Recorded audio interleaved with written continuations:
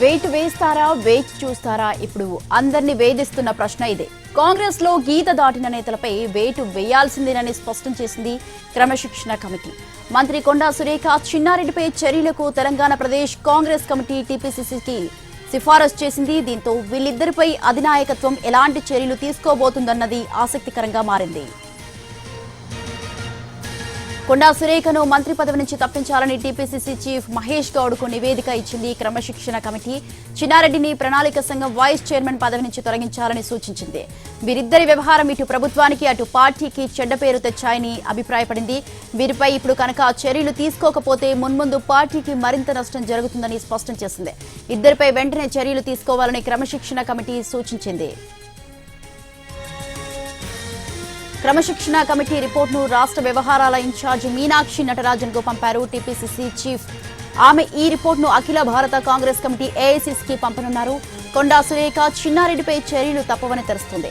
అయితే ఈ చర్యలు తీసుకునే ముందు ముఖ్యమంత్రి రేవంత్ రెడ్డి పీసీసీ చీఫ్ మహేష్ గౌడ్ అభిప్రాయం తీసుకోనుంది. దీంతో కొండా సురేఖ చిన్నారెడ్డిపై అధిష్టానం ఎలాంటి చర్యలు తీసుకోబోతుందనేది ఆసక్తి నెలకొంది.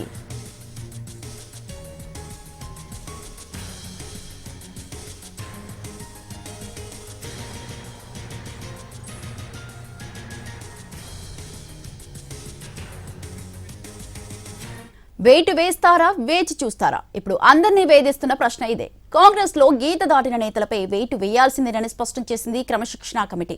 మంత్రి కొండా సురేఖ చిన్నారెడ్డిపై చర్యలకు తెలంగాణ ప్రదేశ్ కాంగ్రెస్ కమిటీ టీపీసీసీకి సిఫారసు చేసింది. దీంతో వీళ్ళిద్దరిపై అధినాయకత్వం ఎలాంటి చర్యలు తీసుకోబోతుందన్నది ఆసక్తికరంగా మారింది.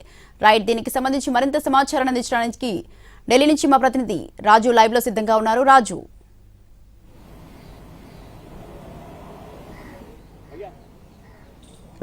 స్వాతి, ఇప్పుడు తెలంగాణ కాంగ్రెస్ ఎపిసోడ్ మొత్తం కూడా పార్టీ హైకమాండ్ దృష్టికి వచ్చేసింది. ఎందుకంటే ఇప్పటికే చిన్నారెడ్డి ఎపిసోడ్, దాంతోపాటు కొండా సురేఖకు సంబంధించినటువంటి వ్యవహారం, ఈ రెండు వ్యవహారాల్లో కూడా పార్టీకి సంబంధించినటువంటి క్రమశిక్షణ సంఘం చైర్మన్ మల్లు రవి ఇచ్చినటువంటి నివేదిక చాలా కీలకంగా మారబోతుంది.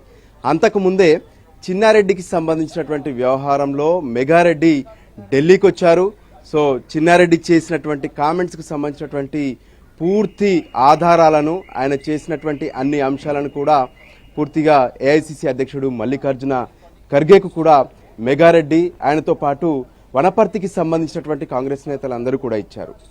ఇంకా కొండా సురేఖకు సంబంధించినటువంటి విషయంలో ఆమె కూతురు సుస్మిత చేసినటువంటి కామెంట్స్ ఏవైతే ఉన్నాయో అవన్నీ కూడా పార్టీకే కాదు, ముఖ్యమంత్రిని కించపరుస్తూ మాట్లాడడం, పార్టీని ఇబ్బందికి గురి చేసేలా వాళ్ళు మాట్లాడుతున్నారు. సో ఖచ్చితంగా ఇలాంటి వాళ్లను ఉపేక్షించేది లేదు, ఖచ్చితంగా వాళ్ళపై చర్యలు తీసుకోవాలంటూ మల్లు రవి ఇచ్చినటువంటి రిపోర్ట్లో ఉన్నట్టుగా తెలుస్తుంది. అంతేకాదు, కీలకమైనటువంటి పదవుల్లో అంటే కొండా సురేఖ రాష్ట్ర కేబినెట్లో మంత్రిగా ఉన్నారు, మరోవైపు చిన్నారెడ్డి ప్రణాళిక సంఘానికి చైర్మన్గా ఉన్నారు. సో ఇలాంటి కీలకమైనటువంటి పదవుల్లో ఉండి సీనియర్ నేతలుగా ఉన్నటువంటి వాళ్లే హైకమాండ్ను కావచ్చు, రాష్ట్రంలో ఉన్నటువంటి ముఖ్యమంత్రిని, దాంతోపాటు రాష్ట్ర పార్టీని కించపరుస్తూ మాట్లాడడం అనేది ఎట్టి పరిస్థితుల్లోనూ ఉపేక్షించేది లేదు అనే విషయాన్ని స్పష్టం చేశారు. మరోవైపు ఇప్పటికే ఎమ్మెల్యేలందరూ కూడా పార్టీకి మద్దతుగా కొండా సురేఖకు వ్యతిరేకంగా కూడా మాట్లాడినటువంటి పరిస్థితి ఉంది.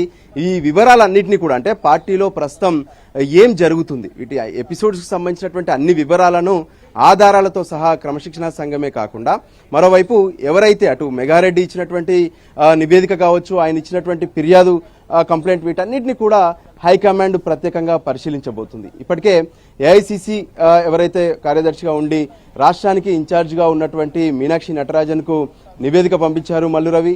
మరోవైపు ఏఐసీసీ ఆర్గనైజేషన్ ప్రధాన కార్యదర్శిగా ఉన్నటువంటి కేసీ వేణుగోపాల్ కూడా ఈ నివేదిక అందినట్టుగా తెలుస్తుంది. అయితే ప్రస్తుతం కేసీ వేణుగోపాల్ అంటే ఈరోజు ఓనం పండుగ సందర్భంగా ఆయన ఢిల్లీలో అందుబాటులో లేరు.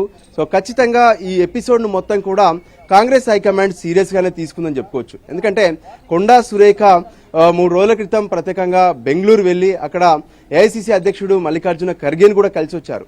కానీ ఆ తర్వాత కూడా ఈ వ్యవహారంలో ఎక్కడ ఆమెకు అనుకూలంగా పరిస్థితులు మాత్రం కనిపించట్లేదు.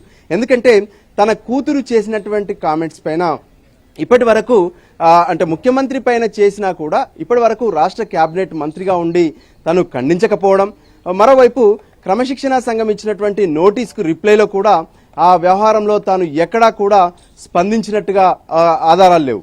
సో వీటన్నిటిని పరిగణలోకి తీసుకున్నటువంటి హైకమాండ్ ఖచ్చితంగా ఇద్దరిపైన కూడా వేటు వేసేందుకే కొంత మొగ్గు చూపుతున్నట్టుగా తెలుస్తుంది. అయినప్పటికీ కూడా మొదట కొంత ఏఐసిసికి సంబంధించినటువంటి కీలక నేతలు, మరోవైపు మీనాక్షి నటరాజన్ ఇచ్చేటటువంటి ఫైనల్ రిపోర్ట్ వీటన్నిటిని కూడా పరిగణలోకి తీసుకుంటారు.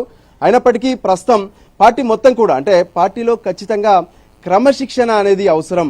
ఏకంగా ముఖ్యమంత్రి పైనే కామెంట్ చేసే పరిస్థితి ఉంటే దీన్ని ఎవరూ కూడా తీసుకోవాల్సినటువంటి అవసరం లేదు. వాళ్ళ పైన చర్యలు తీసుకుంటేనే ఇంకెవరు కూడా మాట్లాడడానికి ముందుకు రానటువంటి పరిస్థితులు ఉంటాయి అనే విషయం పైన కూడా ప్రస్తుతం మాట్లాడుతున్నారు. అందుకోసమే హైకమాండ్ మాత్రం ప్రస్తుతం తెలంగాణలో జరుగుతున్నటువంటి ఈ క్రమశిక్షణకు సంబంధించినటువంటి వ్యవహారాలపైన సీరియస్ గా కనిపిస్తుంది. అందులో భాగంగానే అటు కొండా సురేఖ, చిన్నారెడ్డిల పైన చర్యలు తీసుకునే అంశం పైన కీలకంగా చర్చిస్తున్నారు. Swathi. Right, thank you Raju, thanks for the live details. వేటు వేస్తారా, వేచి చూస్తారా? ఇప్పుడు అందరినీ వేధిస్తున్న ప్రశ్న ఇదే. కాంగ్రెస్ లో గీత దాటిన నేతలపై వేటు వేయాల్సిందేనని స్పష్టం చేసింది క్రమశిక్షణ కమిటీ. మంత్రి కొండా సురేఖ, చిన్నారెడ్డిపై చర్యలకు తెలంగాణ ప్రదేశ్ కాంగ్రెస్ కమిటీ టీపీసీసీకి సిఫారసు చేసింది. దీంతో వీళ్ళిద్దరిపై అధినాయకత్వం ఎలాంటి చర్యలు తీసుకోబోతుందన్నది ఆసక్తికరంగా మారింది.